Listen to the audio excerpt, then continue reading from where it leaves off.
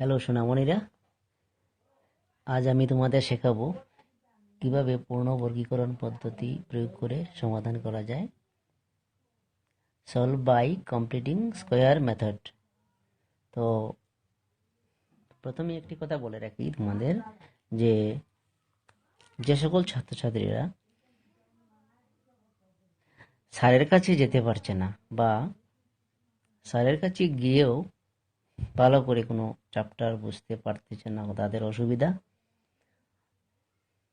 তারা যদি এইবার মানে এইচএসএলসি পরীক্ষায় ভালো রেজাল্ট করতে আগ্রহী হয় বা স্পেশাল ক্লাস তারা নিতে আগ্রহী হয়, তারা কিন্তু আমার এই ক্লাসটা দেখতে পারে এবং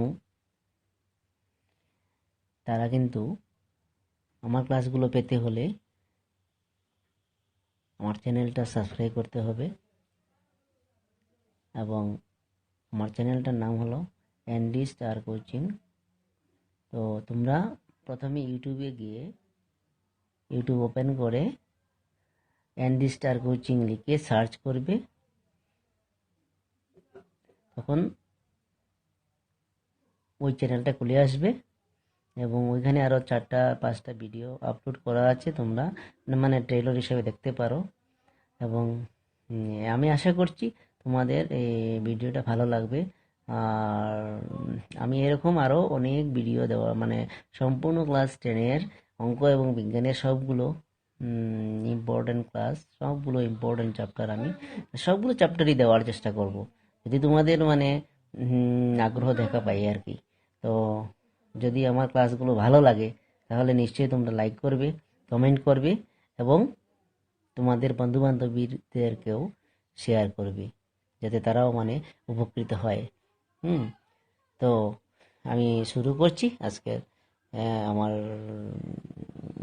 ভিডিওটি, পূর্ণ বর্গীকরণ পদ্ধতিতে কিভাবে সমাধান করা যায়। তো দেখো, আমি একটা কোয়েশ্চন এখানে লিখে রেখেছি, 2x² - 7x + 3 = 0। আমার একটা করলেই তোমরা কিন্তু সবগুলোই করতে পারবে, মানে এই পদ্ধতিটি একটা ভালো করে বুঝলেই তোমরা অন্য সব অঙ্কই করতে পারবে আশা রাখি। তো তোমরা ওই অঙ্কটা দেখো, 2x² - 7x + 3 = 0, এটা একটা কোয়াড্রেটিক ইকুয়েশন, মানে এটা দ্বিঘাত সমীকরণ। হ্যাঁ, তো ওই দ্বিঘাত সমীকরণ এখানে প্রশ্ন হলো, এখানে x² যে সহগটা আছে ওই সহগটাকে আমাদের প্রথমে কি করতে হবে, ওইটাকে মুক্ত করতে হবে। x² সাথে যেই সহগটা থাকুক না কেন, 2, 3, 4 যেটাই থাকুক না কেন, ওটাকে আমি কি করতে লাগবে, এটাকে আমি সহগ মুক্ত করতে লাগবে। সহগ মুক্ত করতে হলে আমাদের কি করা উচিত, ফার্স্টে দেখো ইমপ্লাইজ দিয়ে আমি কি করব, x² x2 x² / 2 - 7x/2 + 3/2 = 0। তাহলে কি হলো, এই x² সাথে যে সহগটা থাকবে ওই সহগ দিয়ে আমি সম্পূর্ণ লাইনটাকে ভাগ করব। তো 2 দিয়ে 2কে কাটলে কত হলো, কাটা গেল, থাকলো 1। তার মানে এখানে কত থাকলো, x² - 7x/2, আর ওই দিকের যে +3/2 আছে ওইটা আমি ইকুয়াল টু ডান দিকে নিয়ে যাব, ইকুয়াল টু হবে -3/2। ঠিক আছে, এখন আমি ওইখানে আমার পূর্ণ বর্গীকরণ পদ্ধতিটা প্রয়োগ করছি। তো দেখো, পূর্ণ বর্গীকরণ পদ্ধতিতে এই বর্গ মিন স্কোয়ার, হ্যাঁ, কমপ্লিট স্কোয়ার, আমি কমপ্লিট স্কোয়ার এটাকে করব, কিন্তু আমি কমপ্লিট স্কোয়ার করবো স্কোয়ারের ফর্মুলা যে তোমাদের জানা আছে, যেমন ওই যে আছে a + b whole square = a² + 2ab + b²। ঠিক আছে, একটা আছে যেমন a - b whole square = a² - 2ab + b²। ঠিক আছে, বিশেষত আমাদের এখানে এই যে a² মাইনাস কিছু আছে, তাহলে এখানে আমি কি করব, দেখো পরের লাইনে আমি লিখব x কে হোল স্কোয়ার লিখব মাইনাস, হ্যাঁ, এই যে মাইনাসটা এখানে আসছে, এখন টোয়াইস এবি লিখবো, ফর্মুলা যেহেতু আছে a square minus 2ab plus B square. হ্যাঁ, তো এই যে 2abটা স্কোয়ার তো ঠিক আছে, মাইনাস 2ab, তো 2ab হলে 2 লিখবো, এ এখানে এক্সট্রা অলরেডি আছে, টোয়াইস এ, আর বিটা আমি এমনভাবে লিখবো যাতে যাতে কি হয়, এই যে 7x/2 এইটাই আমার থাকে। যেমন এক্স স্কোয়ারটা এখানে এক্স স্কোয়ার ঠিক আছে, মাইনাসটা ঠিক আছে, 7x/2, তো আমি এইটা এখন রেডি করব। তাহলে টোয়াইস বি আমার প্রয়োজন, তাহলে 2a, এখন বি এমন একটা চাই যাতে 7x/2 থাকে।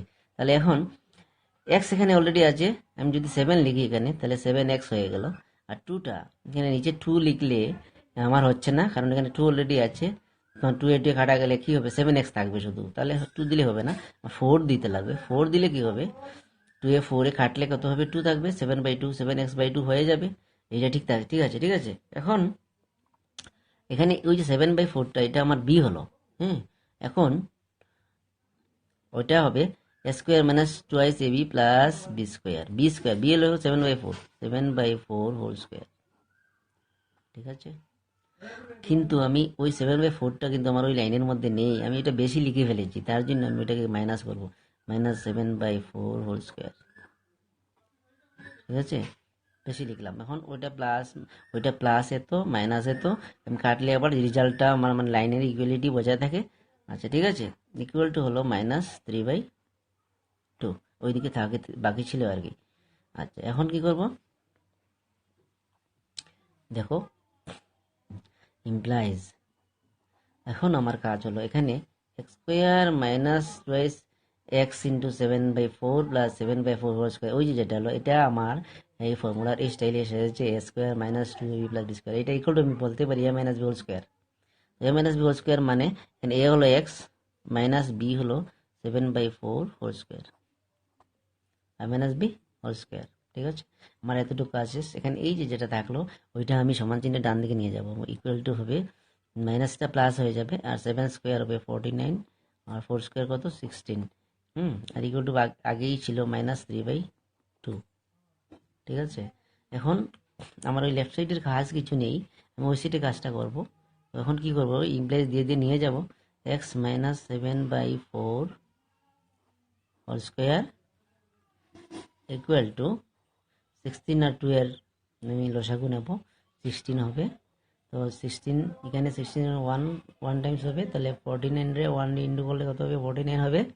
49 মাইনাস এখানে 2, 16 মধ্যে 8 টাইমস, তাহলে 3টা কত 24, 24।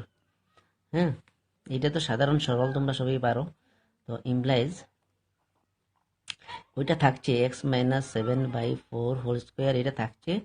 আচ্ছা এখানে আমি লিখবো 16, আর এখানে মাইনাস করলে 49 মাইনাস 24 করলে হবে 25, ঠিক আছে। এখন আমি এখান থেকে এক্সট্রা আমি সরাবো, মানে এক্স এর ভ্যালু তো বের করবো আমি, তাই কি করবো, আমি এক্স এখানে এক্সকে কীভাবে সরানো যায় আমি দেখছি। ইমপ্লাইজে লিখবো এক্স মাইনাস 7/4, এক্স মাইনাস 7/4, ওকে এখন স্কোয়ারটা দিচ্ছি না, স্কোয়ারটা সরাবো। তো এটাকে স্কোয়ার, এদিকে স্কোয়ার সরাতে হলে এদিকে ডান দিকে আমি প্লাস মাইনাস দিয়ে রুট ওভার দিয়ে লিখতে হবে 25/16, ঠিক আছে। এখন ইমপ্লাইজ দিয়ে কি হবে, এক্স ইকুয়াল টু ওই -7/4টা আমি ওইদিকে লিখবো 7/4 প্লাস মাইনাস রুট 25/16, এটার ভ্যালু হবে 5/4, বুঝলাম। এতটুকু অবধি আমার মেইন অঙ্ক, এতটুকু অবধি আমার মেইন অঙ্ক। হ্যাঁ, তো এখন আমি ওটিকে যেহেতু এখানে প্লাস মাইনাস আছে, স্কোয়ার রুটে প্লাস মাইনাস হয়েছে, তো তো প্লাস মাইনাসটার ভ্যালু হবে মানে এখানে রেজাল্ট দুইটা হবে, একটা প্লাস হবে একটা মাইনাস হবে। তো আমি এখানে লিখবো আইদার, এখানে আইদার ওর হয় নতুবা এরকম লিখে আর কি। তো আইদার লিখলেও চলবে, এক্স ইকুয়াল টু, এখানে কিন্তু কেউ কিন্তু এক্স লেখেই না।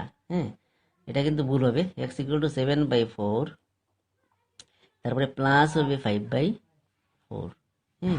ওর দিয়ে আমি কি করব, এরকম লিখবো এক্স ইকুয়াল টু 7/4, এখন কি লিখবো -5/4, ঠিক আছে। আচ্ছা এই যে দুইটা রেজাল্ট, এই দুটো রেজাল্ট আসবেই।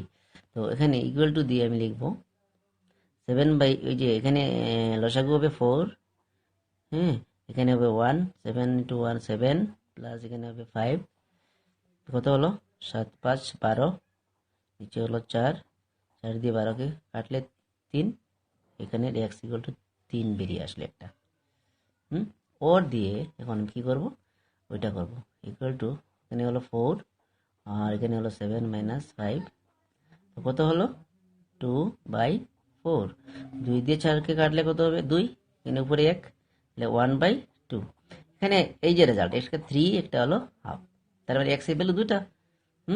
তাহলে আমি কি করতে পারি, অতএব লিখতে পারি নির্ণেয় সমাধান হলো 3, এখানে কেউ কিন্তু ওর দিয়েও লিখে, এটাই আমার রেজাল্ট। ঠিক আছে, তাহলে এখানে অঙ্কটার মেইন মেইন মেইন জায়গাটা হলো এখানে ওই জায়গাটা, ওই যে এক্স স্কোয়ার মাইনাস 7x/2, ওইটা থেকে ওই যে পয়েন্টটা এক্স স্কোয়ার মাইনাস 2x, ওই পয়েন্টটা বের করাটাই হলো মেইন কাজ। ওখান থেকে বিটা বের করলেই আমার বেরিয়ে আসলো। এরপর বিটা আমি কি করলাম, এখান থেকে মাইনাস করে ফেললাম, এরপরে সাধারণ সরলটা করলাম, করে করে কি করলাম, আমার রেজাল্টটা এসে গেলো। এটাই হলো আমাদের পূর্ণবর্গীকরণ পদ্ধতি, একদম সহজ পদ্ধতি। আশা করি তোমরা সবাই বুঝেছ। আর তো বুঝে থাকলে নিশ্চয়ই আমার চ্যানেলটা সাবস্ক্রাইব করবে এবং অন্য ইউটিউবগুলো, মানে অন্য ভিডিওগুলো পাওয়ার জন্য তাড়াতাড়ি। ওকে, বাই।